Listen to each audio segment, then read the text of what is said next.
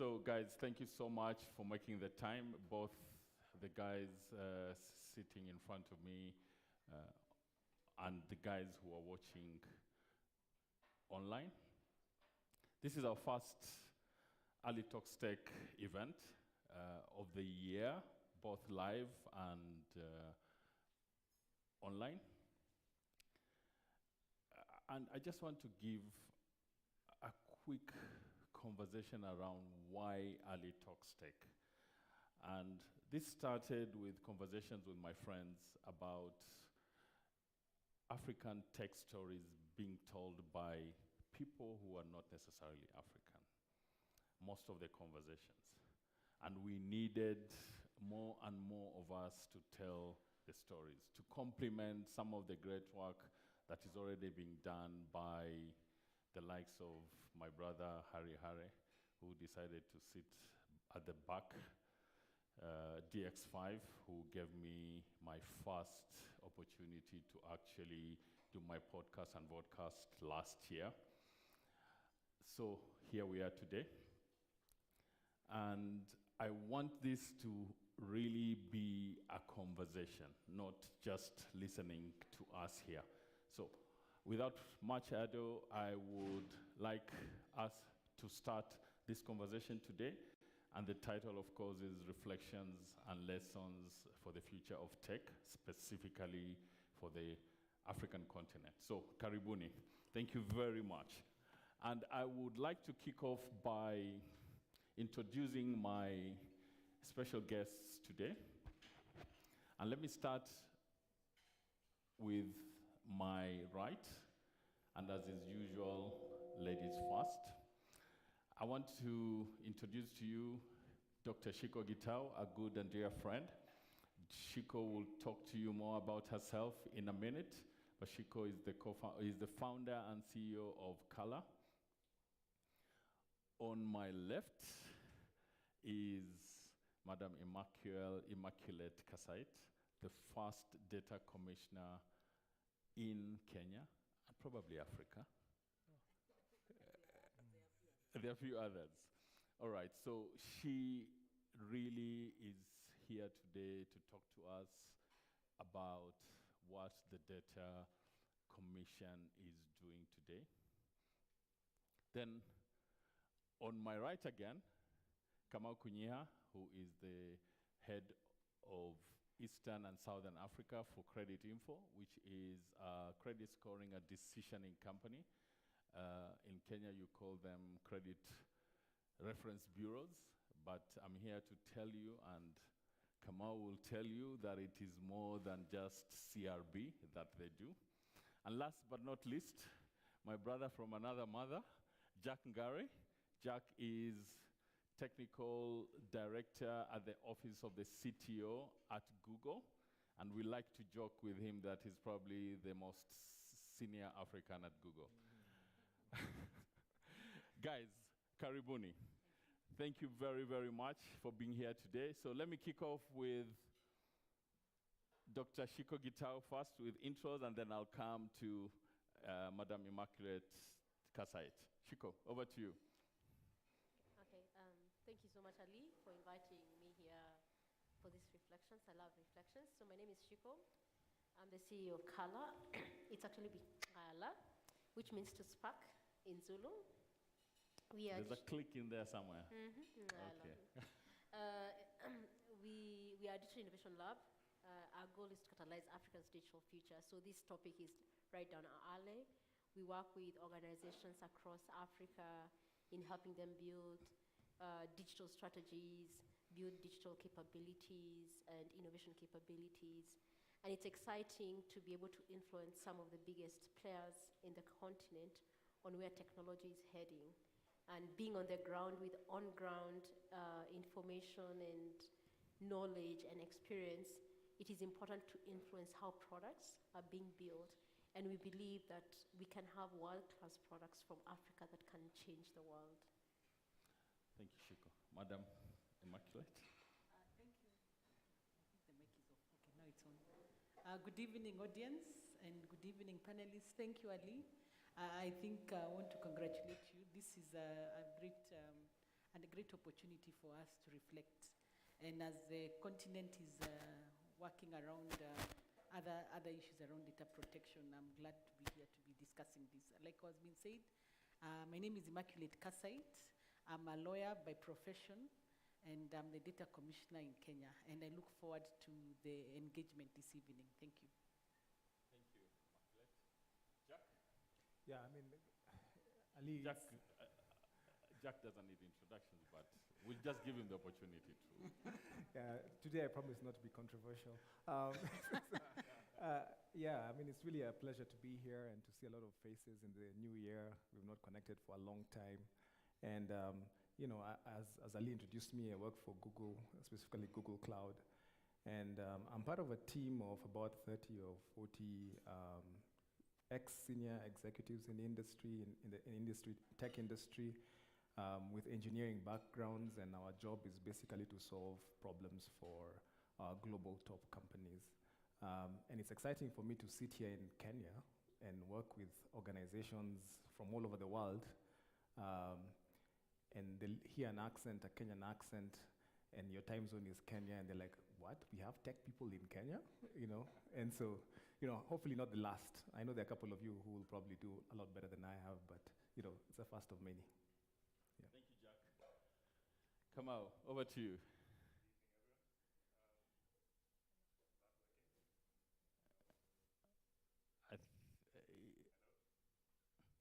Could you just, sorry about that, guys. Can you guys hear Kamau? Yes, please just proceed as they sort out. Yeah. Good evening. Ali, thank you for the invite. Honored to be at your first Ali Talks Tech session. Happy for that. And to everyone who is here. As Ali mentioned, and I like to say this, we need to remember where we came from. So as much as we do a lot more than what we initially started off as, we still always remember that we are Credit Bureau. Proud to associate ourselves as a Credit Bureau doing a lot more in the industry that we work in. Looking forward to the engaging conversation. Thank you. Thank you very much, Steve, for that intro. So, guys, let's go straight into the heart of the matter. The issue here today is really we are here to reflect and to also sort of have a crystal ball to the future of tech across Africa. But I always, as we start the year, I'm always reminded of the German philosopher who said, we learn from history that we never learn from history. So we don't want to be those who don't learn from history. So let's reflect 2022, 2021, you know, we've just come out of COVID. What are the things that have fundamentally changed in 2022?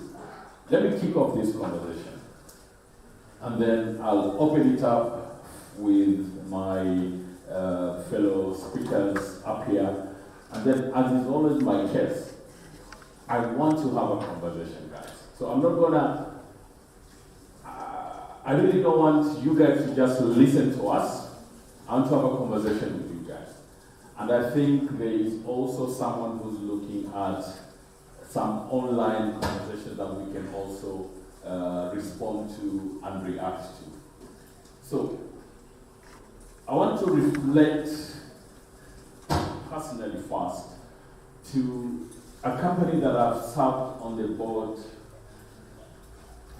about 9 years now. I mean, I am actually shocked when I think about I have been at Longhorn Publishers for 9 years as a board member. And Longhorn, as my brother Robert Ochieng, who's not here today, keeps on reminding us, is always about dual transformation as opposed to not even on the radar.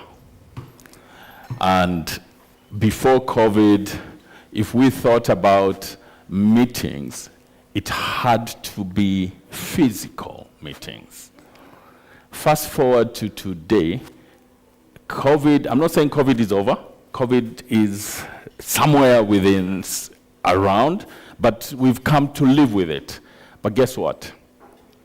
Most of our board meetings today, even today, board meetings, committee meetings, are virtual. It's either Zoom or Teams. Reflecting on that, reflecting on how far we have come, reflecting on the fact that Longhorn is present in about 12 African markets. We are about to launch a new digital division. We are doing stuff that a traditional publisher would never have thought about doing. So that's reflection. That's just thinking about where we've come from. Kamau, how about you? What are your reflections?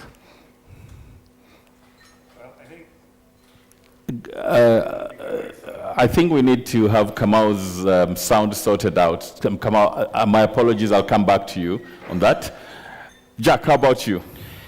Yeah, I mean, coming out of the pandemic, let's start with the pandemic. It accelerated a lot of digitization of organizations and actually even ourselves as our lifestyles. And what we've seen across the world is that as we emerged from the pandemic, then we shifted to more of a hybrid kind of world. So it's crossbreed between digitized virtual environments with real life experiences. And so look at this forum that we have here today. There are people sitting here in person who want to get that personal feel, and then there are those who are online who couldn't make it for whatever reason and are connecting to us virtually. And that's the trend that we are seeing the world moving towards. Now, what does it mean to businesses? A lot of businesses have actually virtualized the operations, modernized them, became digital natives, and it powered a lot of industries. I mean, right now, the food delivery industry saw a spike, and it continues being that way. Rather than you get into your car stuck in traffic, you order things online. And so you find that a lot of new emerging businesses that are digital natives have emerged from all of that, and it'll continue to grow into the future. Sure, there'll be a need for also the brick and mortar type feel, but at the same time, there'll also be this area where digital businesses will be able to thrive as well in the new world order. The best case is not even Longhorn Publishers. I mean, you remember we now have judges adjudicating cases online. Absolutely. I mean, if that's not transformation, I don't know what is. Absolutely. And so, that is the trend that we'll see going into the future. And a lot of the new is able to combine those two strengths will probably make a good amount of revenues as well. Would that winner possibly be Google? Hopefully, I'm sure there'll be many. Yeah. Jack, thank you so much. Yeah. Immaculate. Give my own personal experience. When to have regulations. And regulations require that you have to do stakeholder engagements.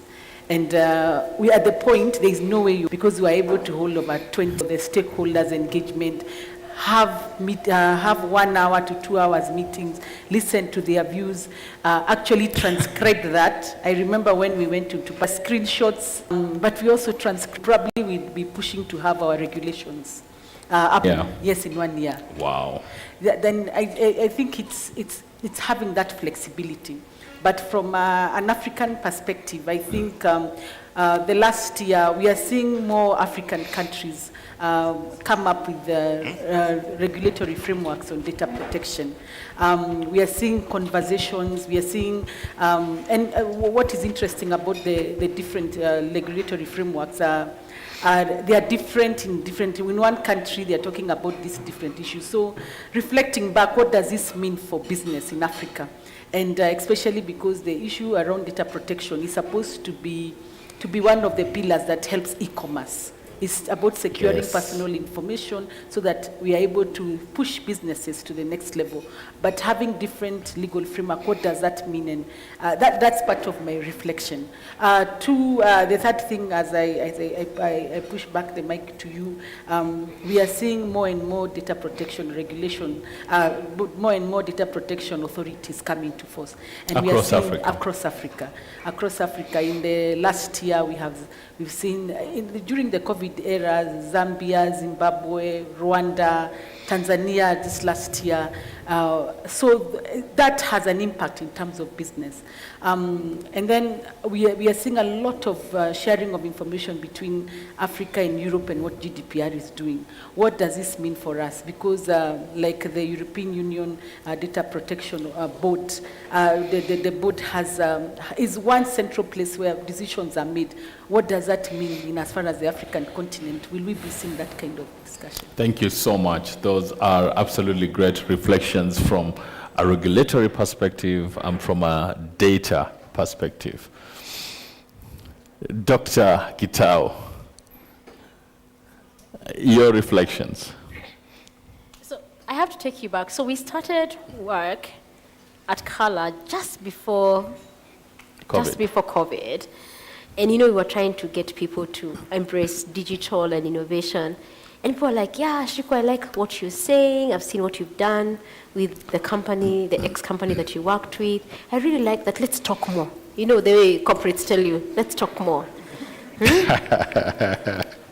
Let me tell you, March 13th happened. March 15th, everybody was calling. Now, Shiko, what was that thing you were saying about digital?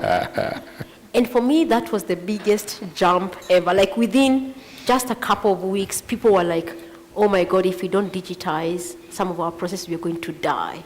Yeah? That initial inertia of what are we going to do really hit people. And for me, I will talk about the one thing that really convinced me that I'm in the right career. First of all, my father now understands what I do for a living, which is a good thing. Because he kept asking me, so that's first thing. But the second thing is we got to work with government, not just government of Kenya, but some other governments in like building data dashboards and data work. And for me, looking at just the impact of a very simple dashboard, to be honest, they were very simple dashboards that they were accessing to make decisions around COVID, around response to different things. It persuaded even the worst critic that tech can actually change the world. Let me give an example of government of Kenya, because this is very public. We worked with Ministry of Health and Ministry of ICT around COVID data. It was very simple. There was some data that was publicly available. So we used publicly available data to model out what would happen if COVID hit all the 50 million Kenyans. What would happen? And we did a dashboard showing that Kiambu County will have the most deaths. And we mapped it out and we presented it and we gave it to the CS and showed them this is what our data says. It is not very intelligent, it's just based on the information that we are getting from how the disease is acting out. So he sees it and says, so we explain to him the logic behind the dashboard. He goes and presents it to the National Emergency team, and the next thing in the news, Kiambu County has closed all the markets, Kiambu County has done this. Wow. And for me, that impact, that was almost instant change. I always say we actually saved lives in a real sense while we were not doctors, because if those actions had not been taken, the response would have been delayed and the infections would have increased to a point where the deaths were happening before even the doctors knew how to treat the disease. Because the first 6 months of the COVID was very confusing, even for the doctors. The treatment plan was changing every day because we were working with the doctors in our work. And for me, that example really stuck with me. By the way, just as an FYI, that first dashboard that we produced on 14th of March, and if you look at the dashboard of the number of deaths in Kenya, they match almost word for word. Wow. And for me, that is what digital is. So even right now, we're still the government's can't work when it comes. They say, can we check what will happen? What's the with our partners with the University of Nairobi? Is what's the impact of drought on health, on education, on all these things? That the government has become more responsive to what data and digital can do. That, for me, was one of the biggest jumps in. Amazing. Amazing. Shiko, thank you so much. That yeah. is powerful. That is extremely powerful. Yeah. Kamau, I hope your sound is back I hope online so. now. I'm back. So I really like what you've said, Shiko, because that's a good example of the power of data. So my reflection is a mixed bag. So looking at the Kenya perspective, they actually thought suppressing data to the Bureau would be the best way to manage people's financial Sorry, positions. Kamau, to interrupt you, but when you say bureau, do you mean the Federal Credit Bureau. Bureau of Credit Bureau, sorry. Investigations, or which bureau do you So mean? suppression of data to the credit bureau seemed to be the ideal thing, but we've seen a very good example of how data actually helps in actually managing situations that you're in. So my reflection was that there were some bad calls made out in the market in Kenya, but in the rest of Africa, we did see some good things coming out of it. As has been mentioned before, people started thinking and saying, how do we digitize our services to be able to reach our customers, to be able to survive? And for us to do that, we need to be able to understand our customers better. So how do we get their data? How do we know how to decision on them and be able to offer the services that we're offering? It means a lot of changes in the way you think and look at your customer, but it was a door opener to people now reacting to the realities of life. Where are we moving to? We're no longer brick and mortar kind of operations as we used to be, but we're becoming more of a hybrid operation. So we need to be able to be ready to adjust to those things. And the only way to do that is availing data to be able to identify, know who you're dealing with, and be able to react to their needs. That is fantastic. Guys, thank you so much. There's a story I want you guys to hear. And I know I didn't warn him, but, he's from the coast like me. Kwa hivyo kuzungumza ni, it's like this. I'm looking at my brother behind there. There's a story that I really want you guys to hear about how a business transformed itself during COVID in terms of events and COVID caught up. I know, Harry, I'm talking about you. And DX5. Harry, if you don't mind, I know I'm throwing a monkey at you, I did not warn you, but this is a story that is so important for everyone to hear. How CIO DX5 transformed itself almost literally overnight because of COVID. Harry, over to you. Good evening. Yeah, that's a curveball. But happy to share. So my name is Harry. I work for DX5, formerly CIO Africa. It was a matter of survival. So it's I wouldn't call it strategy, because it wasn't strategy. It was survival. We had been doing certain things in certain ways. COVID came, disrupted everything. So we were either supposed to sit down and look at 70% of our revenue leaking and disappearing, or protecting it. Proactively protecting it. So we chose to protect it. And we protected it by innovating on the things that we used to do. So we were among the very first people to jump onto virtual event production. And we actually went around, because our ideas were kind of interesting, because we wanted to use a studio to produce our events. But most of the studios at that time the studios that were operating at that time were built to record, package, then distribute. That's most studios, that's how they operate. You record, you package, and then you distribute. But to run a live event, you can't do that. You have to stream it. So we really suffered. It was painful, because some of the studios were going to, they were buying bundles, and you're pushing 4K video on Safaricom bundles. It was not going to happen. It was really painful, and therefore we just decided to bite the bullet and invest in a studio. And we've never looked back. Thank you so much, Harry, for that anecdote. I knew, we have talked about this story, and I really thought that this was important for us to reflect on.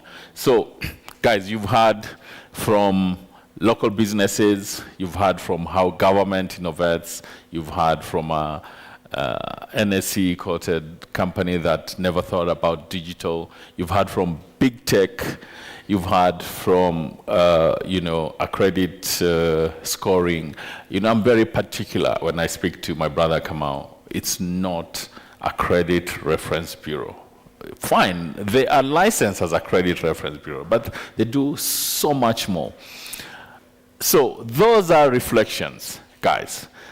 So I would love to hear somebody else in the audience who may want, just one more person, who may want to reflect on their journey during this, what our friend Moses Kemibaro called it COVID-assisted digital transformation.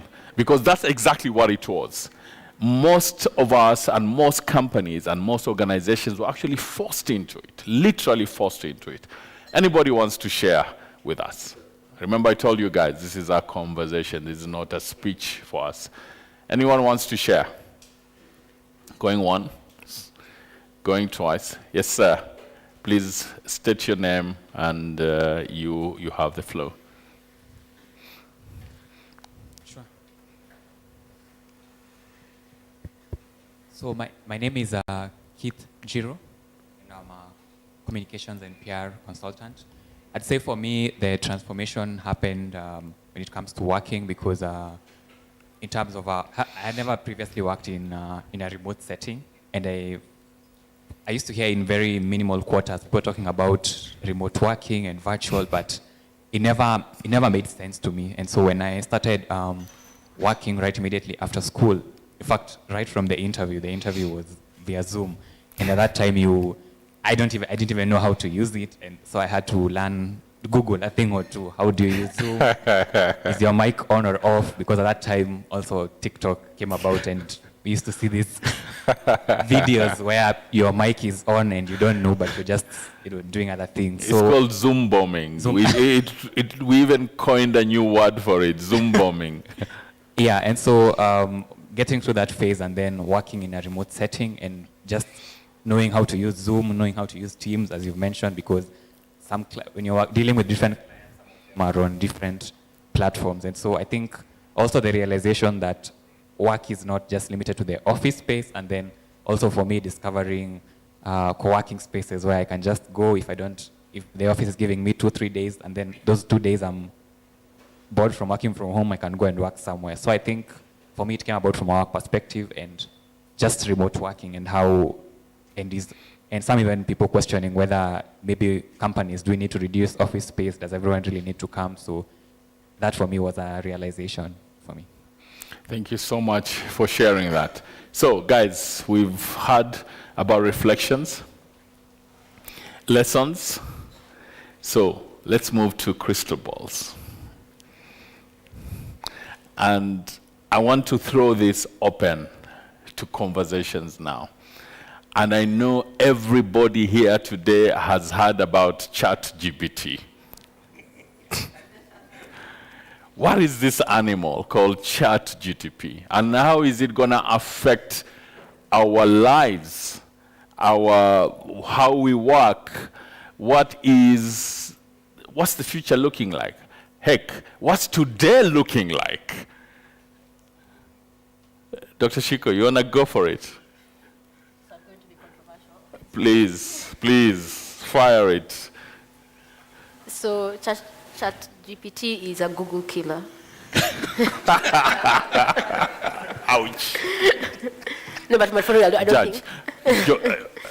I'm not the one who said it. No, but he's going to come. He has a comeback for me, I'm sure. But anyway, what I love about it, it is super intelligence, but it is not even at 1% of where it should be. It's growing, yeah, and we are growing it as human beings. So the version we have right now, they're saying they've just scrapped the internet the last 3 years, and it's the last 3 years of COVID, which is very significant, guys. Let me give you a data point. Think of the 2,000 years of Christianity. Think of it, just put that number in your head, yeah? All the content that was created up to 2020. Then think 2020 from March to September.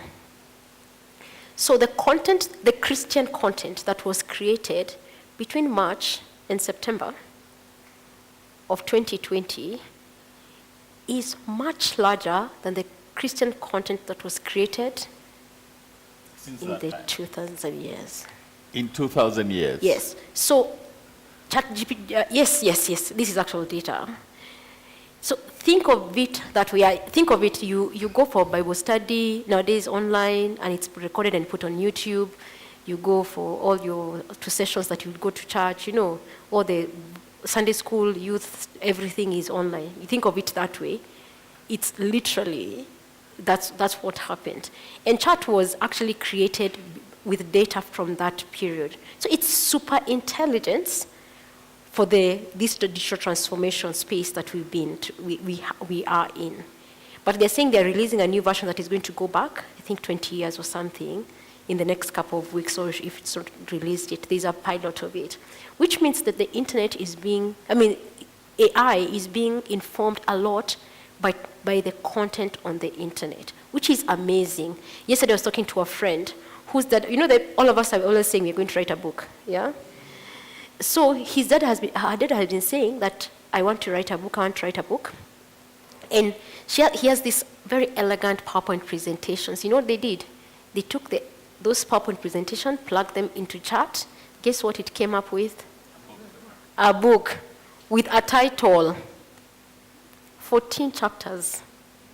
That is interesting. Yes. So, but for me, that is interesting. So it is fast tracking. I know you're asking about the future of publishing and storytelling. That it's changing literally in our eyes, because if chat is able to produce a book given an outline of your content, then it can do anything in terms of storytelling. If yesterday there was a great podcast that was released by Rod Huffman talking to chat and just plugging in, and it was talking like a human being. And while it was saying, it was recasting itself, I'm a machine, I'm informed by collective intelligence, I don't have an opinion. But if you read it without knowing it's an AI, you'd think it's a human being. Is it telling us it doesn't have an opinion and it already has an opinion? Yes, it's basically. But what as an African, every time I see a new technology and a new exciting thing and a new wave, because it's every company I'm speaking to is saying, how can we utilize chat? I'm thinking, I'm sure you can. It is great, but from an African context, guys, the internet has been informed by what? Knowledge from who? From all of this guy. So if From the West. Yes, from the West. Primarily English. The English West. And what makes me sad is I tried, this is before yesterday, I tried getting chat like plugging in some Kikuyu words or some Kiswahili words, just Nothing. just to see what it's going to do, and it will tell you illegible, and it drives me crazy because Facebook has a lot of content in our languages, but it's considered rubbish, yeah? Yeah, but that's YouTube- challenge. That is our challenge to everyone here today. No, but you see, yesterday there was a story that came out that chat was actually being cleaned up, trained By African workers. by African workers, which means that our intelligence as African is actually appreciated in as far as it's affirming a certain narrative. So my challenge is, even as I was excited when I heard about chat, to be honest, because I was saying it's user generated, it's going to be informed by our knowledge, we can tell our own stories as Africans, but when this, just how it's being trained without the total knowledge, our combined intelligence as the world. It means that AI is still highly biased, yeah? And it's racist, biased, and geographical. And it's not just us. I read an Indian article saying the same thing about Hindi. And it's something that we need, as we're getting excited about these technologies. I mean, this goes to the top African engineer at Google. Okay. Can I just jump in here? No, to help in informing this, because if you're looking at the crystal ball, 2023 is a very defining year for AI. We must inform how AI is being created. Whilst I agree with you, Yeah. let me just say this. I absolutely agree with you, but let me just say this. We will not sit here and expect the Western world to deal with our issues, period. True. Whether it's Microsoft or Facebook or Google. So here's a challenge to all of us here listening in, 5 of us here speaking, and everybody else who is listening in. This is a challenge. This AI conversation that we've been talking about for years, that it is racist, that it is... How do you expect somebody from Alabama to think about us? How do you expect somebody sitting in Westminster Bay to think about? They have their own issues, like we have our own issues. So guys, this is to the African intelligentsia. Let's step up. Exactly. Let's step up. Jack, do you have anything to comment on?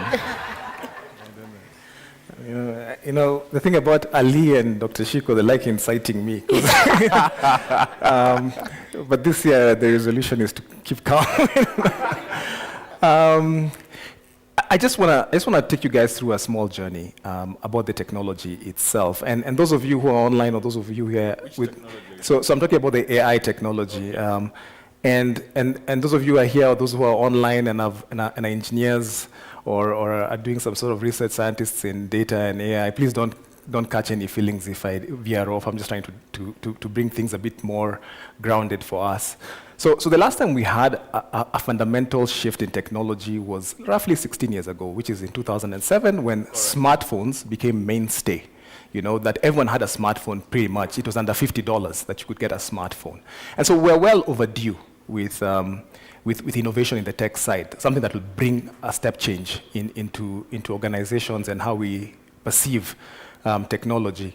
But for some of us who have been on this journey for a long time, some of you seem like this may think that some of this technology just appeared one day. But it wasn't like what you call a Cambrian explosion, which is, where in evolution theory they say, boom, something happened and the world was formed. It wasn't that way. It has been evolution, so to speak. And those of you who are old school like me, remember there was something called recurring neural networks that were used to process natural language processing. I'm sorry, Jack, I must interrupt you. Are you old school? I doubt you are. Okay, so I'm sorry, but Ali, can I finish? So Please proceed. Yeah, I'm sorry. But the problem with those networks back then was that it couldn't ingest a lot of data. So like if you give it 2 paragraphs of a story, it'll forget the previous paragraph. Correct. So if one paragraph I said, Commissioner Immaculate is a bright lady, And then I will say, today, in the next paragraph, I'll say, the day is bright. It'll associate the word bright with that somehow during my day I met Commissioner Immaculate. Correct. You know, it doesn't remember. But then in 2017, Google Brain released a paper called, you can Google it as well, it's called Attention is All You Need. And in that paper, they talked about something called transformers. And what it did was that it was able to remember a whole bunch of text going way back and understand not only that, but also in languages, we have something called contextual representation, where you actually, when you say a word in one form, you can switch it up in another language, like for example in French, where you have to put the gender specific, it remembers that as well. So attention, it can see a whole bunch of text, and self-attention, within that whole sentence, it can actually see how it relates to, in terms of context, which is something that was lacking before. Computers didn't have the context of it all. And so that paper heralded a whole bunch of startups that said, hey, wait a minute, this is something we can use for different things. And so you have some that are doing ChatGPT, for example, that came up with their way of doing, getting the net and putting stuff in. You have others that are doing images, like Stable Diffusion, that are doing images. Google also released theirs, something called Imagen. And so you have so many of these coming up. And there will be more. There'll be tons of startups with bright people like us, all of you here, including, I'm hoping, a lot of African startups, that will take advantage of this new technology to solve our problems and to even compete in a global stage. What does this mean? The technology is still not where it's supposed to be. So you find certain challenges still, which are progressively being solved. So the things that you mentioned about biases, for example. For you to train a model, you have to make sure that you tell it, hey, this content you're getting off the net, if it's talking about, let's say, racism, you have to tell it this is not a right thing to do. So sort of something like reinforced learning. But what's happening right now, because it's expedient for a lot of companies to release their products, sometimes, we all, and it's on a test, they do something called post hoc classifying, which means that the model will spit something, let's say, that's not appropriate, and then just like in a TV, if I cuss right now, Ali will put bleep, so you won't hear, but you've not changed my mind, really. So what they're trying to do is change the mind of the models. And on and on, things like, for example, making sure that factuality, because sometimes when you say something and it's convincing, people can think it's actually true, and it's not necessarily true. Things to be called latent learning, which means, like, for example, if you get a math question, I think I saw one where someone asked it, what is 3 plus 3 or something, and give me the steps, and it gave, and I think one of the models gave a wrong answer, or Mike's mom has three sons, and then it gave, I don't know what. So those are things like human reasoning and logical that is still not able to solve, but in due course, you'll find a lot of these models improving and being able to do these sort of things. So factuality is an important point, and we have to guard against that, because you have to spit out the right sort of information.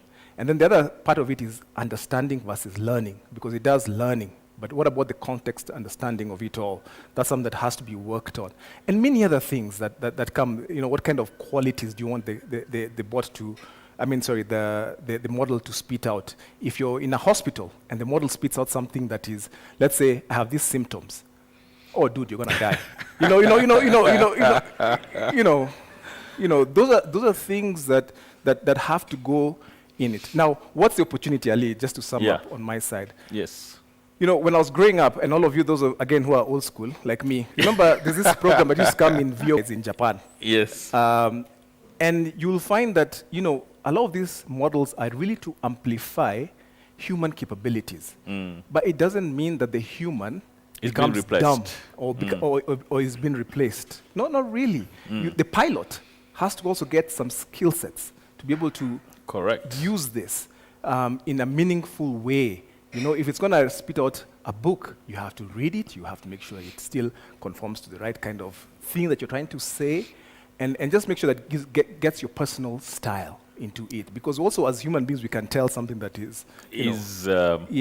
But having said that, a lot of industries are going to still have things that are going to be automated, and a lot of cost savings. If you're talking about music industry, digital rights management, you're talking about movie industries. All these things are really gonna go through a shift, and it's exciting. And for us in Africa, the opportunity presents to us to showcase our things globally when no one knows, like Stability AI or even Google Yes. products, you don't know where it's from. And so we can use this as a voice for ourselves and make use of these models. Jack, thank you so much. I mean, that is Elevator speech. that is spot on. Jack, that is absolutely spot on. You know, the last couple of days we've been talking about ChatGPT in education, in advertising. I see my brother Ahmed there smiling. But the thing that really impacted me in the last couple of days, just listening to the conversations around ChatGPT, was reading a story in the New York Times about a professor in Michigan State University, who read a paper from a student, and he was completely blown over, completely astounded. It was the perfect term paper. Punctuations, sentences, where to stop, the language. And he was trying to align this paper with the student. And I was like, nah, it's not happening here. What's going on? So he went online. And he got this same paper from ChatGPT. So, what's the reflex action for an old school professor? Plagiarism. That's the reflex action. But this professor did not do no such thing. He went to class. He had a conversation with the student. He said, look, I'm not going to accept this for sure, but this is interesting.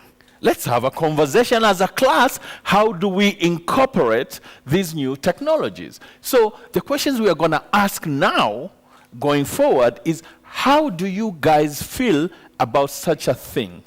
And how do I, as a professor, feel about such a thing? Oh, by the way, how does this bloody robot also think about this thing? With a colleague of mine who is a senior leader in one of the leading universities in this country. And she trains senior leadership. It's like, Ali, this is absolutely mind-boggling. Completely interesting. We are definitely looking into this, how we can incorporate this.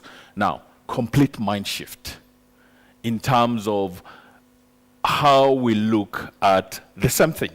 Yeah? Now, some universities in the same countries are banning ChatGPT. Some are saying, wait a minute, this may be MVP, minimum viable product, or whatever we want to call it in tech, but let's see where this goes. Madam. Ali, this is something I can throw to Yes. Madam Kasait as well. And it's just a carry on. So there's also an aspect of intellectual property rights, Correct. which comes with. If I generate a paper from ChatGPT, it has, as you said, it picked from a model that read through everything, kind of understood learned how to put down the paper, but this information came from somewhere. So the attribution to Very the important. originator, because it's derived set of works. Yes. You know, how do we face those challenges going to the future that, you know, these are people's data that is sucked in and it's churning out? Music, you know, there are some that are now producing Harmonia is actually producing music based out of tons of music that is Yes. ingested and then producing music. So how do you ensure that the end person who actually came with the original set of works is also compensated in one form or shape? By the way, That is the million-dollar question. Dr. Shiko, I'll come back to you. Relax. That is the million-dollar question. And that sort of, Jack has sort of started my discussion and conversation with Madam Immaculate Cassette. What the implications for this from a data protection perspective is astounding and sort of game-changing. You know, I want to take us back a little bit to the early days of social media.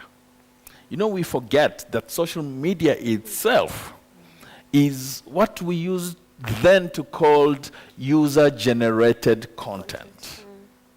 All right? So, I kept on telling my young kids, young professionals that I interact with, I tell them, guys, when you start complaining about Facebook,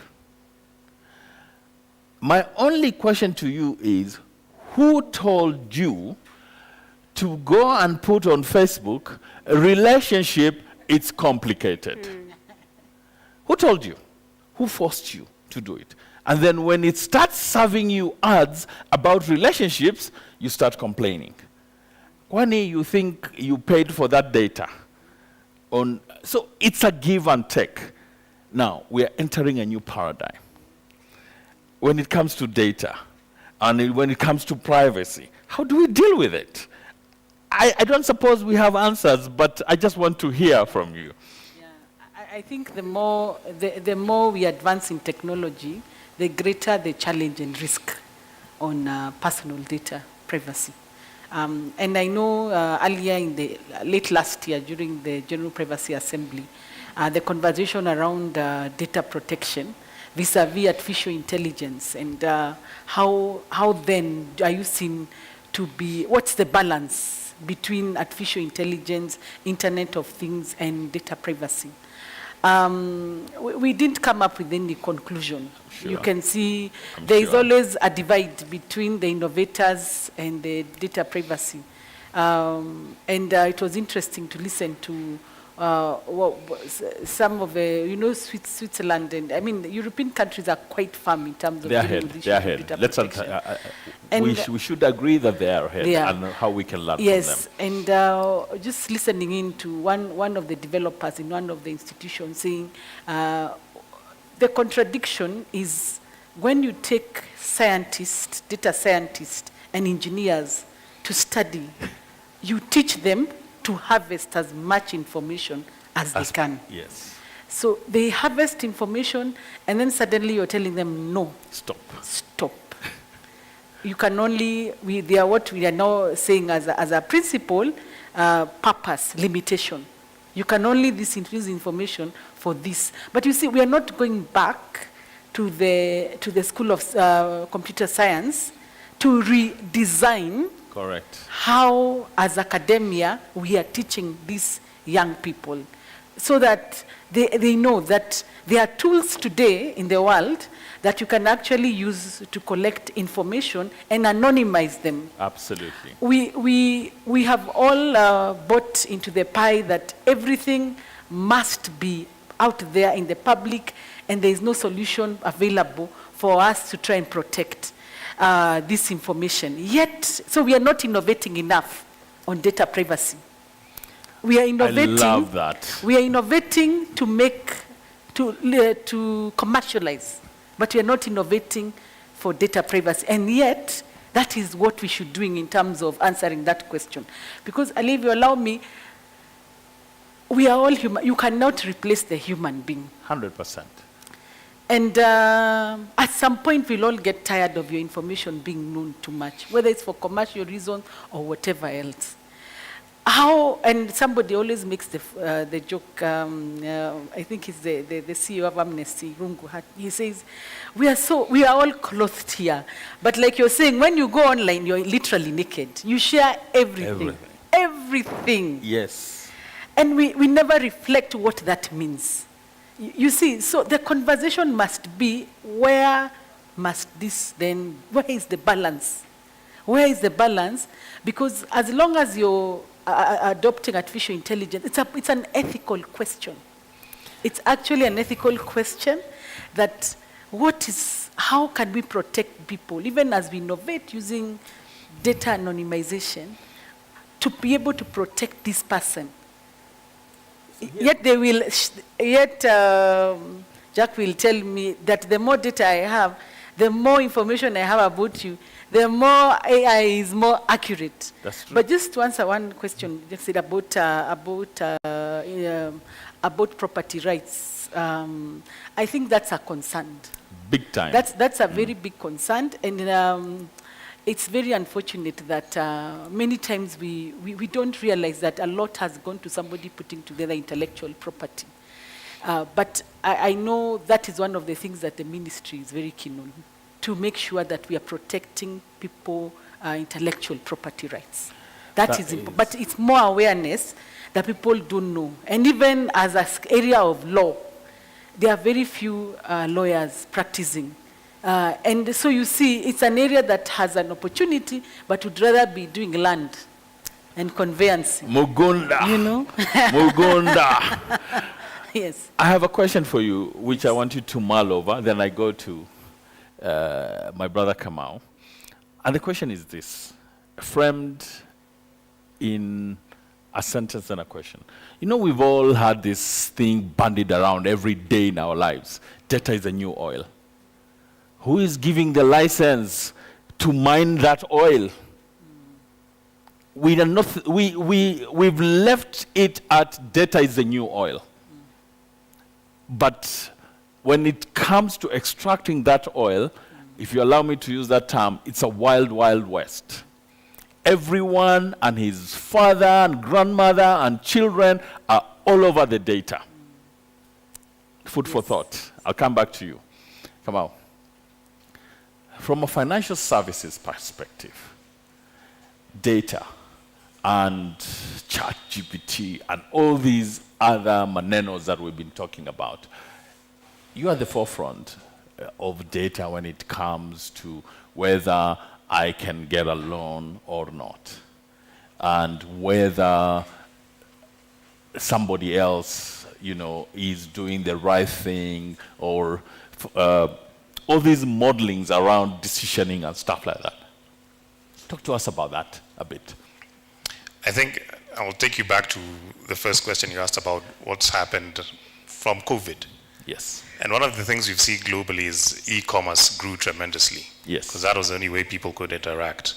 Now, when you when you went to digital, for financial services to operate, the brick and mortar disappeared. I could no longer have the person stand in front of me for me to be able to know, is this person worth it or not, whatever it is they're applying for.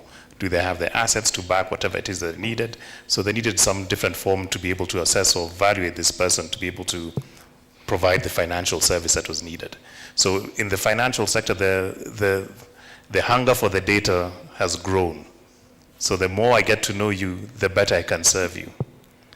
As time progresses and all these e-commerce platforms are coming up, it's changing again from product-centric financial solutions to customer-centric solutions. Again, that requires more in-depth data within the area that you're managing or that you're dealing in.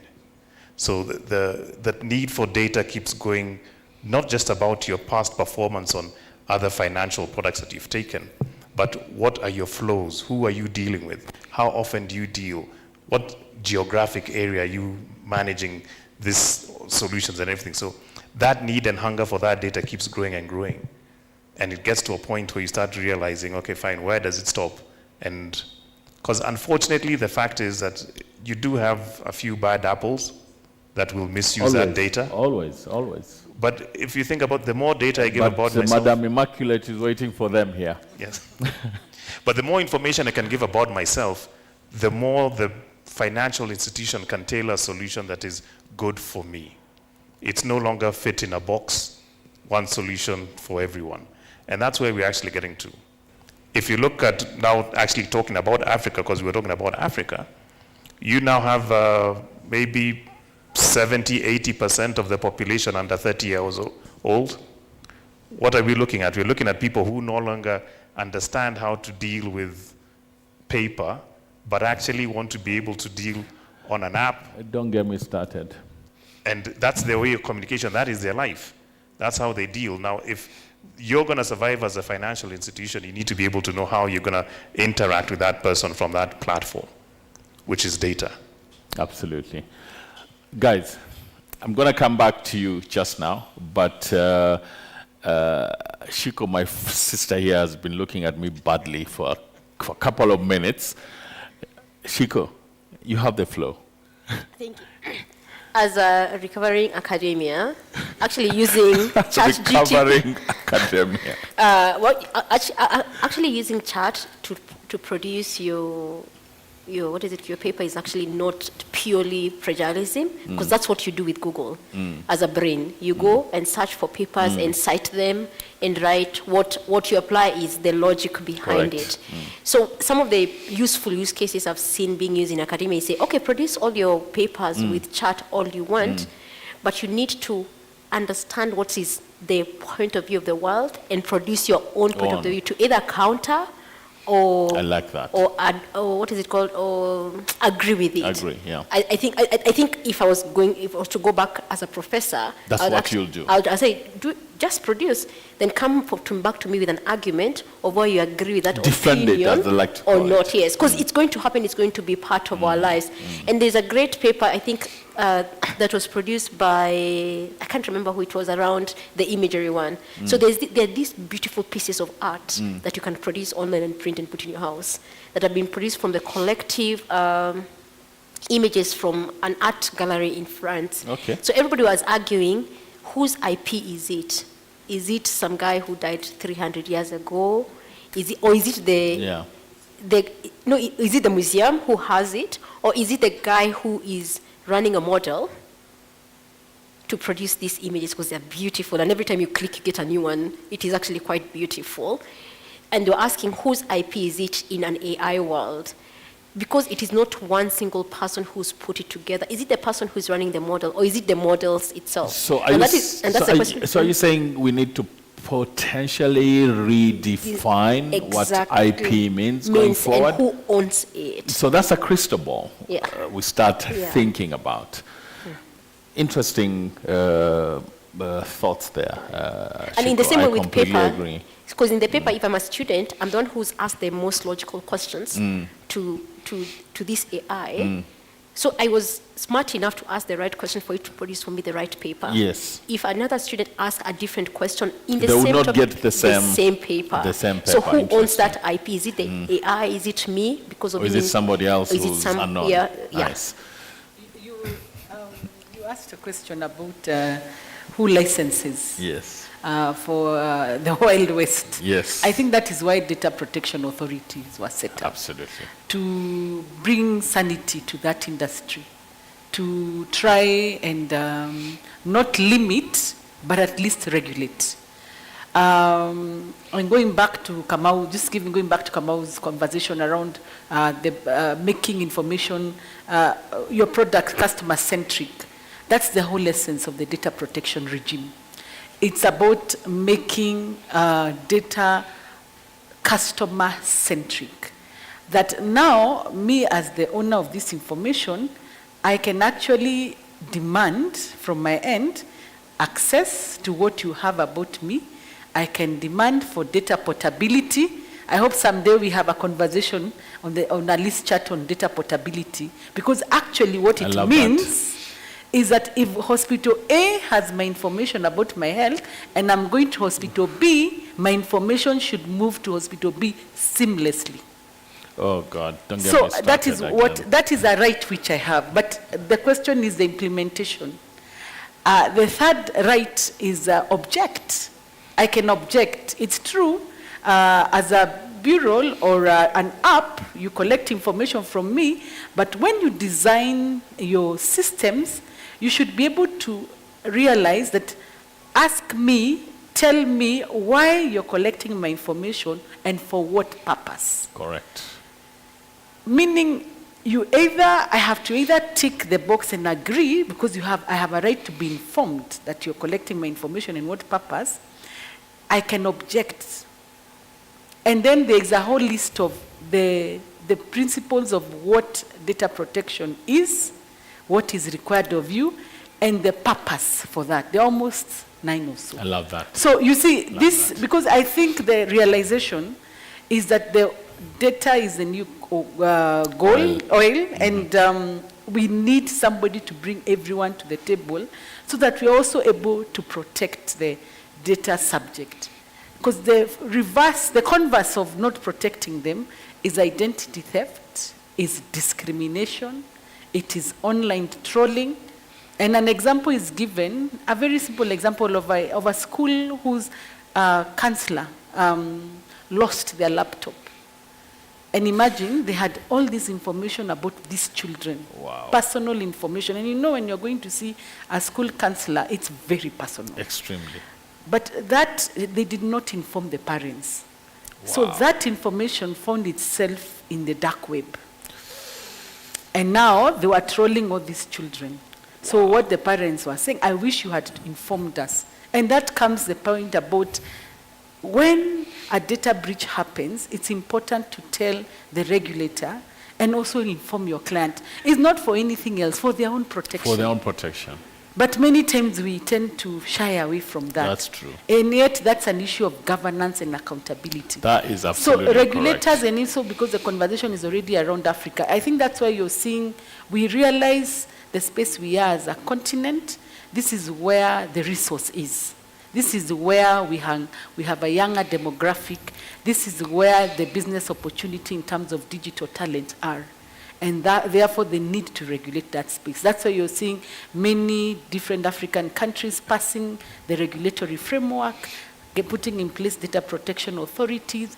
And the conversation now is how do we make sure there's easier data operability across Africa, movement of data across the African continent. What framework is this? Because when you see people have different data protection framework, it becomes very difficult for them to. There's no interoperability. Yes. Yeah, so it's important to have those conversations. Thank you, guys. Thank you so much. I'm very conversant about the time that has passed. And so I want to open this conversation now, really open to my audience sitting here. And probably if guys are listening to me online, you can tag me on my LinkedIn profile. I will listen to your questions, and if we have enough time, we will respond to them. If not, I'm always available. We can continue to have this conversation. Guys, any burning comments, questions from your side, from my live audience? There's a mic.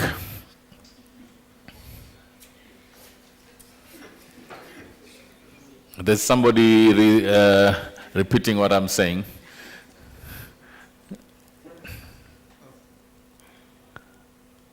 So if you're asking, I would request you to please stand up, introduce yourself, and if you have a specific question to anyone, or if it's general, please specify. Yeah, thank you. My name is Eric Sirali, the development space. One question to the data commissioner. I know government collects a lot of data about me and you. I know government shares this data with government. Probably even the private sector in some cases. What are you doing to protect us as a commission? So that's the first question. Or maybe a Only one question, please, because there are quite a number of people who may want to. So that is a question for Madam Immaculate Kasait. She will note it down. I'll take two more, and then we will come back to my audience. Let's get a question here from Riaz, and then we'll take another one from the guy behind, and then from Michael in front. So those will be 4 questions. Guys, please limit yourselves to 1 question because of the time and the number of people who want to ask. Riaz, over to you. Hi guys. Sorry, I'm like you, ChatGPT is the future. Once you see it, that's the only future. But I think for Africa, there's obviously other things. Maybe everyone can just, list maybe 2 things that are important, because we've kind of focused on ChatGPT and data, and that's, yes, a big part of the future, but I think there's other things. So you want some more things from us. Okay, so I will answer that. What are the other potential things that we are looking at? Andrea, since you asked, I'm going to go straight into fintech and banking, because that's my first love. So, right, next. Good evening, everyone. Yes. The name is Chris Otundo. I run one of Kenya's largest job tech platforms, Brighter Monday. And Hi, Chris. Hi, Jambo. I'm coming to you for a job tomorrow. No problem at all. We're the home of all jobs. Just curious, perhaps for the bureau chief. Bureau chief guy. Do you envisage a time when perhaps this protection then goes further to say that I need to also access the model which you developed on my data, and I therefore can challenge why you placed me on A rating or B rating for a decision you're making? I don't know if you heard me. Good question. I will take one last one from Michael in front here, and then go straight into... Good evening, everyone. Michael Mishi. My question is to the whole panel. Maybe also echoing what Riaz had said. So we've only had maybe 2 topics. I'd like to get your opinion on the topics of engineers, post-COVID, during COVID, the burnout they've experienced, a lot of the work they've put in, because this was a space where they had to work a lot to keep the economies of the whole world running. And now things are coming back, either you're going home or you're slowing down. So what's your question? I didn't get that question. I want you guys to talk about that. I think it's something that's important. Okay. That's not been talked about. Jack, will you take that? All right, great. So we come back here. We start with Madam Commissioner. Yes, the government collects a lot of information, just like private sector. And yes, it's 10-0. And I just want to give a bit of background why this office was put in place. One, it was around the controversial conversation on Huduma number. Yes. And the court decision was there needed to be an office of the data commissioner to be able to assure, because it's really an assurance. It's a quality assurance in terms of office. How do we do this? Just remember, the data protection office applies both for private and public. As long as the data controller, whether in public or private, it applies across. One is issuance of advisories. They may not be in the public, but we do quite a bit of advisories to government, and they seek them, including Huduma, including when Ministry of Health wants to broadcast information. There are various advisories we issue, including the expressway. And I remember there was a lot of complaint initially about how much information they are collecting. You saw that it may not be in the public domain. Besides advisory is also guidance notes to guide specific areas. And this year, like you said, our reflection is, as an office, we'll be issuing even more additional guidance notes. One of them has been, of course, issues around access to buildings and what it means in terms of information that is collected. So guidance notes on private farms, guidance note on the fintech industries, on MNOs. That's the other way in terms of guidance notes. Of course, how we protect your data, it's also on enforcement. In the event there is a violation, we have the power to actually go there and enforce. And you may just know of a few, but behind, like you say, the water might look calm here, but under the water there's a lot going on, even including writing to institutions in terms of explaining why certain things are going the way they are. And of course, audits. Those are some of the ways in terms of making sure that your data is protected. And if you have a complaint against any government institution, please feel free to approach us. We'll be able to address the concern. Thank you so much. I really appreciate that. Thank you for that person who asked that question and for Madam Commissioner's response. The next question was on Chief Bureau. Over to you, Chief Bureau. I think in response to your question, I guess, whatever scores we output are really based on available data. Now that data looks at, this is what this person looks like, and from what we've seen in the past, amongst a huge data set, this is a likely outcome of this person. So we never say this is the way that you are. We say that based on what we've seen, people of similar characteristics with the same data seem to look like this. So we're not saying this is who you are, this is what you are. We just say that you fall within this same category. So when it comes to lending, we say people who look like this, their probability of default falls within this range. We're not saying that is what you are, but I, as an institution that's actually lending, I'm informed to know this is the possibility of risk of whatever I'm going to give you. So if you could, you could say, look, I don't agree with this date or this score because that year this and this happened. It's well understood, but then all we're saying is that your characteristics fall within a similar band of people who have a similar data set, should I say. I hope that answers the question. Partially. So I would suggest after this, over drinks, you guys can discuss further, and I'll be in the middle somewhere to refer you just in case things get rough. Shiko, you want to answer something?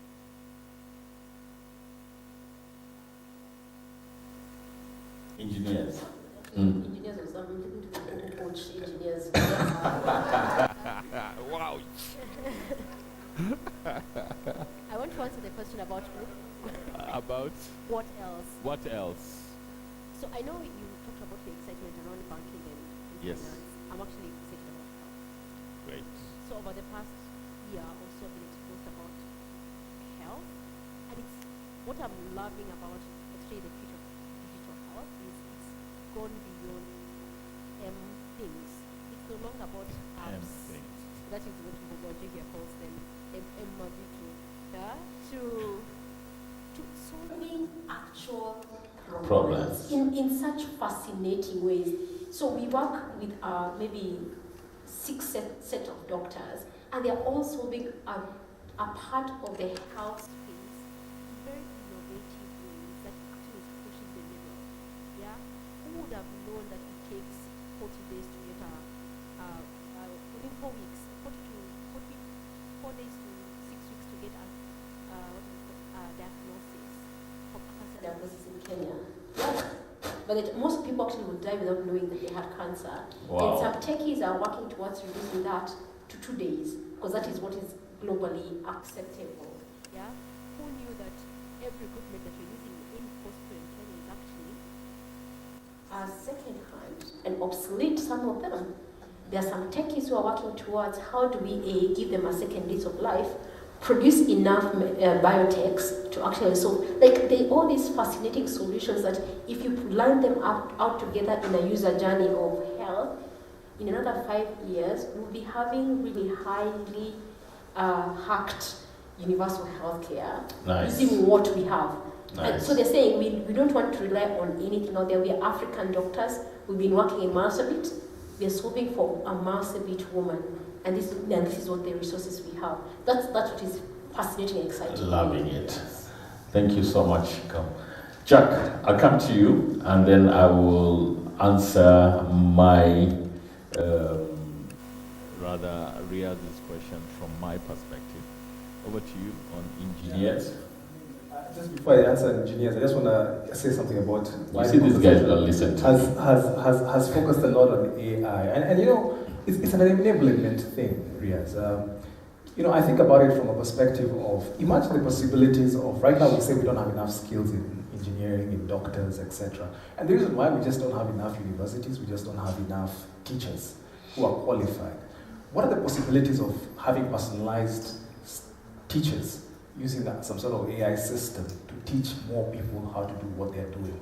And that's the possibility. So I see it as a platform of a horizontal, but the verticals, it's up to us to figure out cancer treatment. How do we improve the vertical of cancer treatment? Education is another one, etc.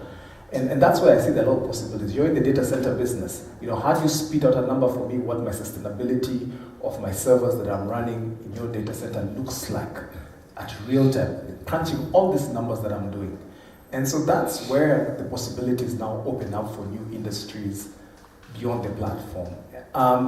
On the question on engineers having burnout, You know, it's typical for us engineers to always introspect and think, man, we're the guys in the world. But let's take it. We do think that way sometimes. But let's take it broadly. During COVID, you know, doctors, nurses were falling ill and some were dying. So they had a lot of stress in their work. Hospitals, in some cases, were overwhelmed. Yeah. You know, people in the tourism, restaurant, hoteling businesses were losing jobs. You know, just putting a strain on family units because, you know, the kids are all at home. You're wondering whether your kids are going to go to school the next time. So everyone across the world was under quite a bit of stress. What we're grateful for is that we all, in this room and online, emerged, and some of us are doing okay. And now it's the phase of taking advantages of new industries that have been created as a result of COVID. And that's where we focus on. Beyond that, you know, the question you asked about, you know, the stress levels, etc. I think those are things to do with self-care that you really need to focus on. I'm not an expert in that, so I can't really, you know, give you advice. Maybe go to one of the chat bots and ask it. That's just a joke. But it's important that you also take care of yourself, your mental health, and now that you've come out of it. And sometimes, you know, for some of people it's less stressful, for others it'll become more stressful. And figure that out. Jack, thank you so much. Before I talk a bit about what my thoughts in terms of the crystal ball, looking at the crystal ball from a financial services perspective, I just want to ask Hashim if there are at least 2 questions online that are interesting. I'd love to hear about them after I finish this chat that I'm about to. For me, what is the future looking at? Rather, what is the future? What should we be looking forward to when it comes to financial services, fintech?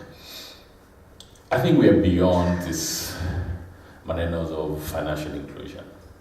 I think you all agree with me. But I think one of the things that we need to do is redefine financial inclusion from an African perspective.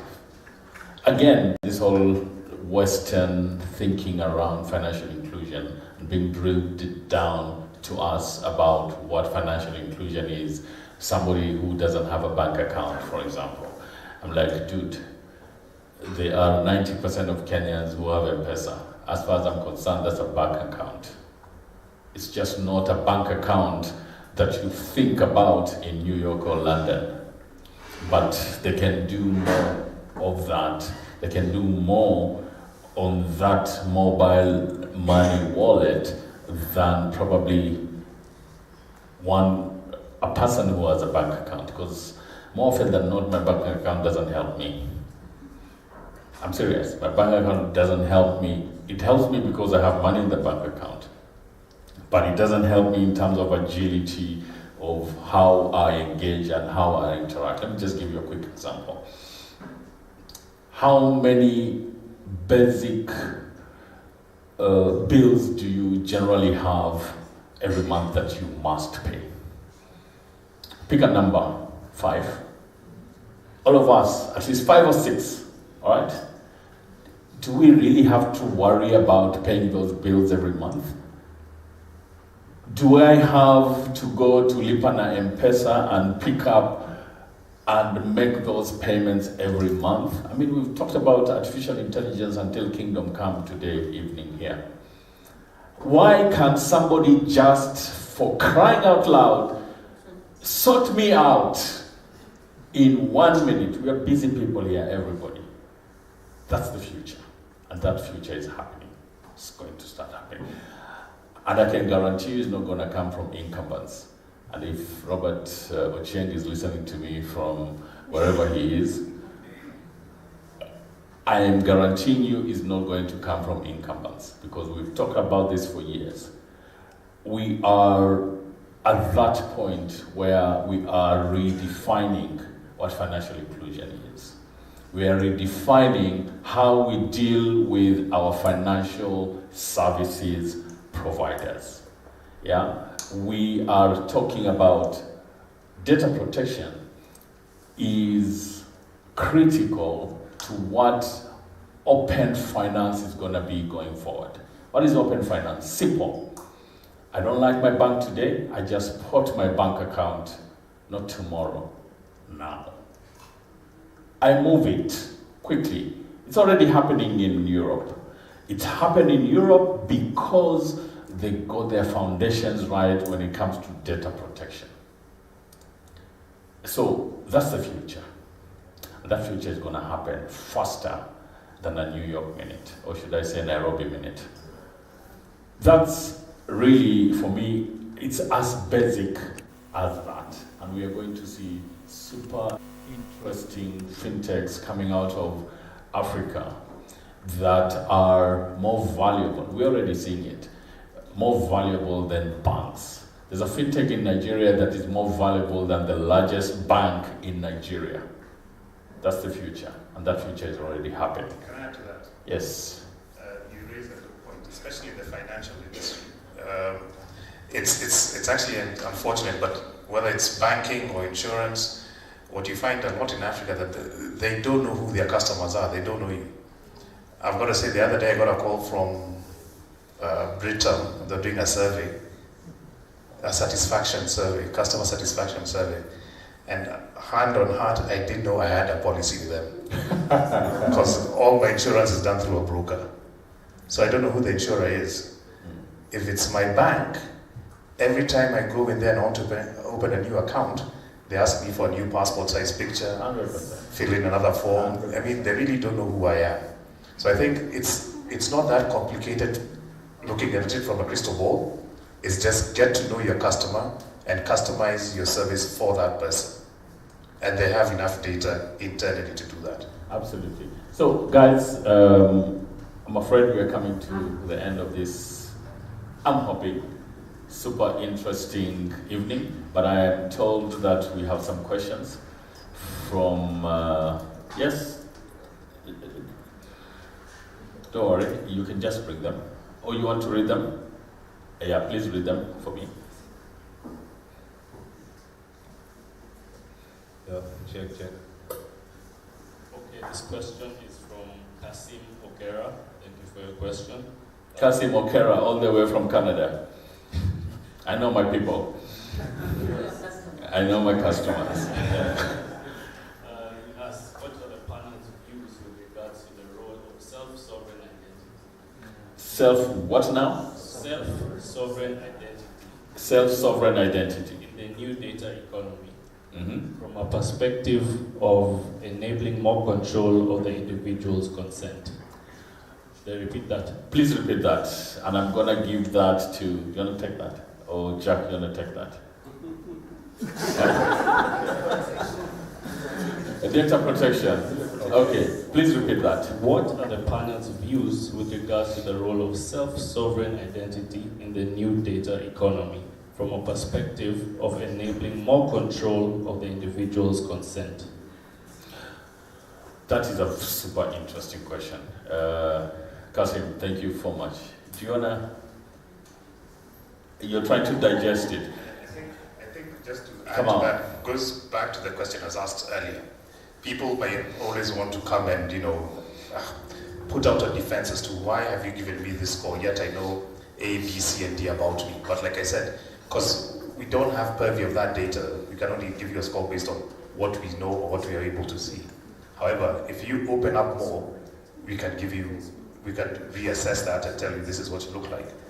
I'll give you an example. If in the UK, Experian actually go to their customers and say, share more data on yourself and we can boost your score. Yes. So more people are actually punching in more data so that their score can be boosted for financial service providers to look at them more favorably. So I think it is a good thing where I'm able, and I think the Commissioner Immaculate talked about that when she said that how do people take control of their data and say, I want you to use this, don't use that. So I think if that power is with the person, because I then control what it is I want to be seen about me for whatever purpose I'm trying to achieve at that point. So I think, Kamau, I think that is a really interesting answer. Let me just add on to what Kamau has said. sovereign data, which just basically means it's data that I control, okay? And some of the technologies and platforms are probably going to be based on the blockchain, where I have control of that data. The future is going to be that the more I share, the more I get personalized services. The problem is there are no service providers out there who are ready to ingest my data and give me personalized services. So, again, as Jack said it here, these are the opportunities. These are the opportunities in fintech, in e-health.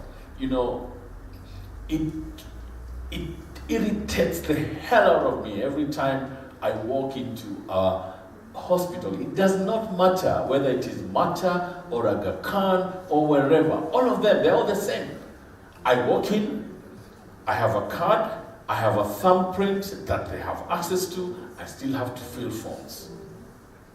I go to the next hospital, the same hospital, different branch, I have to do the same thing. So we are, I'm sorry my brother Kasim, you are too ahead of us, too ahead of most service providers, right? Because customers are willing to give data, to give information, to be served better. But you keep on asking me for the same information every day I come in. Who's it helping, right? So I think that's the only answer we can have for him today. Yes. Consent is just one. Because many times the customer thinks that people can only use your data when you give consent, which is not the case. True. There are many other reasons that your data can be used, even when you have not given your consent. For instance, if it's an issue of public authority, if there is a contractual obligation, is for what we call vital interest, your life is in danger, and somebody has to make a quick decisions about you, so they have to help you. If it's a matter of law, because even as we speak, that it's my information, it's my data, I have a right to it, it's my sovereign, like I have to decide to share with it and give consent. We have to remember that's not the only reason. Absolutely. Yes. Was there another question? Okay, great. Guys, we are coming to the end of this evening of public conversations, but I think we still have bitings, we still have drinks at the back. So I'm going to ask my good people here to give me their closing remarks, 1 minute each. If you pass 1 minute, I cut you off. I'm joking. Let's start with my brother Kamal. Closing remarks. So, looking at the future, I mean, there's a lot of opportunity for Africa that is untapped. A lot of it is based on data and technology. How that is managed and used as we move forward is what is a critical question. However, we still see a lot of underserved people in the market across different services, and yet the data exists. There's so much opportunity for us to draw from it and not have to rely on standard products that are brought in from the West. If you look at, for example, a good example that everyone talks about, M-Pesa, and what M-Pesa was able to do for Kenya and now being rolled out for Africa. And we've only scratched the surface. There's so much more similar solutions and services that can be done. So I have a lot of hope for Africa in the future from a technology and data-driven perspective. Thank you, Kamal. Chico.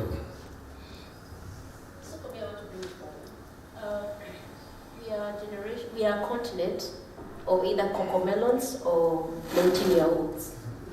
So, get me, so the average age of Africa is about 19.5 years old. So when you think about the future, you have to think the future in the lens of a 19.5-year-old. Or that, you know those people who use put cocomelon, they come running quickly to you, those ones. They are half of our continent. What are we doing to respond to their needs using technology? Yeah? And that's why I started with AI is a great solution, but are we putting those kids center in what we are solving for? Yeah? Are we creating more dignified employment opportunities? Yesterday I was so broken by that New York Times article. Yes. Yeah? Well, there was an argument. I mean, I read the internet. There was an argument on both sides. Oh, they're getting an income, but is it dignified? Yeah. So we have to think, how do we, as African people, will take advantage of AI? I'll be there in front, cheering everybody to take advantage of AI. But how are we taking it advantage to serve that 19.5-year-old who is the average age of this continent? Yeah, and if that does not, every time you put Kakumelon for that child or your aunt or your niece, remember that they need dignified lives. Shiko, thank you so much. Madam Kasai. Thank you. Thank you to our audience and for the opportunity to be here. I want to say that as a continent, we now can see that different African governments are actually very supportive. And just coming home, we've seen a lot of support from the highest level. In this case, His Excellency, in terms of his determination for the digital superhighway. I think the challenge to us is to innovate more, to think how then we can align our programs to make sure we are achieving that government policy in terms of the people in the techie.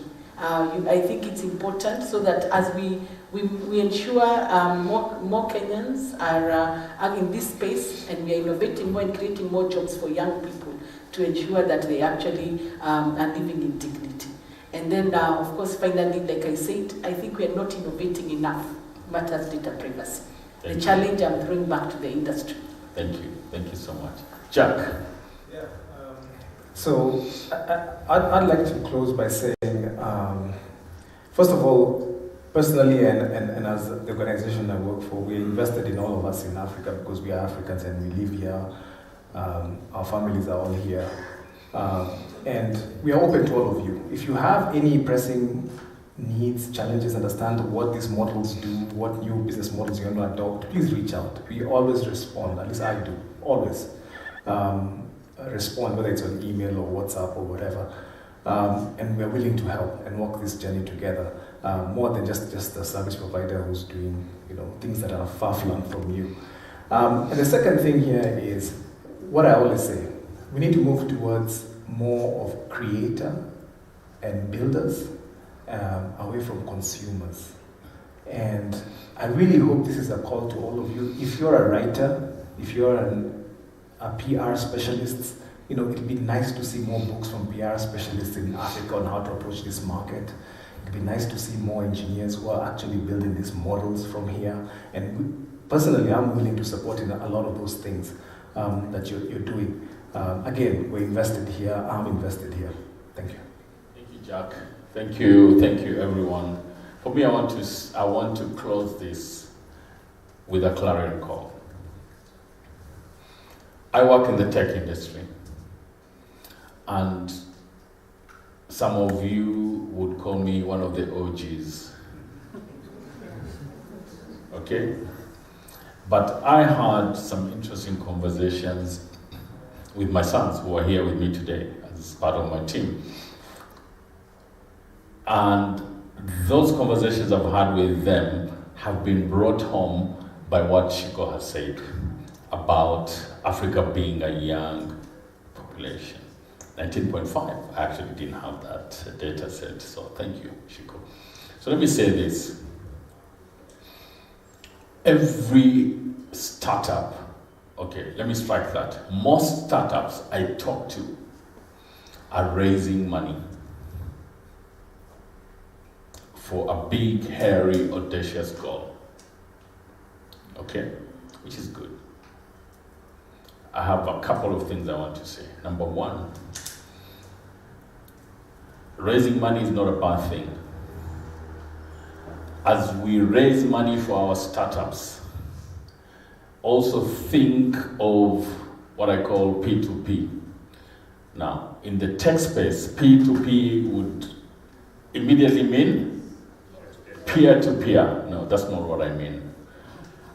I mean you must have your path to profitability inside your mind as you're building and as you're raising money. That's one. Two, and this is more important and more critical for all of us here and anybody else who's listening to me, leader or follower or whatever. African tech is facing its Berlin conference moment. Who's a history student here? Who can tell me what I mean by Berlin conference when it comes to Africa? Yes, sir. Yes. Where are the mic guys? They have disappeared. We are not done yet.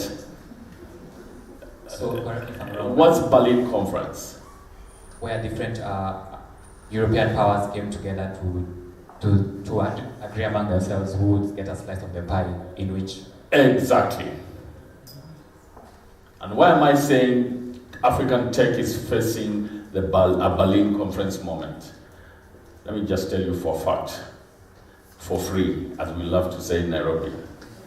The majority of African tech startups who have done well are unfortunately today no longer African owned because they are owned by foreign venture capital. That's why I'm saying we are facing a Berlin conference moment. It's not something that we like to discuss. It's not something that is probably even politically correct, but hey, anybody who knows me knows that I'm an equal opportunity offender. Now, how do we answer this question? We answer this question by investing in our youth. We answer this question by not stopping to invest in Mugunda.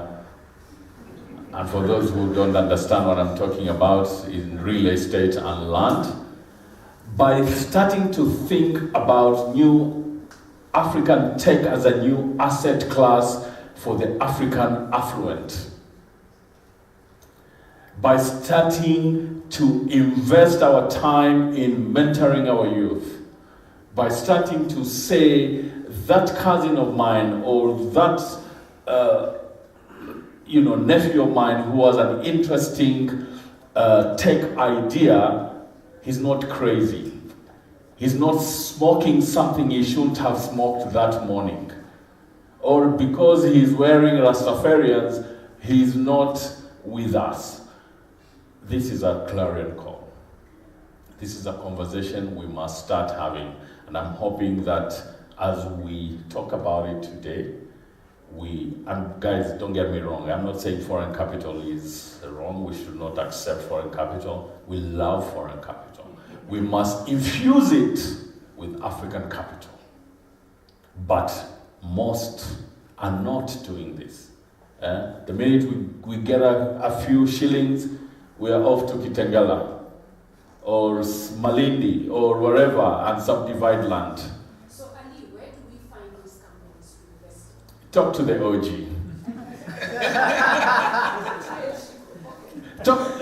So the reason why we have these conversations, the reason why Ali Talks Tech is here, is so that we can open up these conversations. We can have these conversations with Jack. Jack has just said, he's here, he's happy to help. I'm here, I'm happy to help. Shiko, Kamau, Madam Kasset, and we need to open this tech ecosystem and debunk it and